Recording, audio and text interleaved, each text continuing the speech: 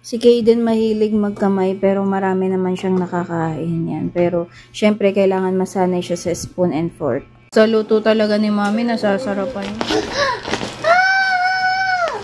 May pagulat effect pa. Ang saya niya talaga mag-unboxing. No? Kaya ito na nga yung naisipan ko no, na makita niya na may bago siyang spoon and fork para maengganyo siyang gumamit.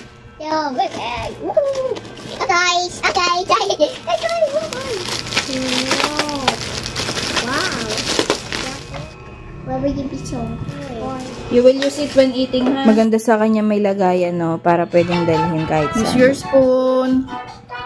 Gusto niya talaga magkamay. We wanted to throw you a party to thank Serum. Mas ginamit niya yung fork.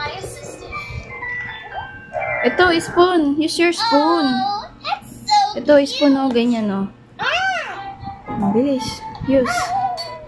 Yan. Very good. Diba? Marunong na mag-spoon and fork. Kabilaan siya, eh. Kaliwete yata to si Kaden, eh. Oh, very good. Dami na ita.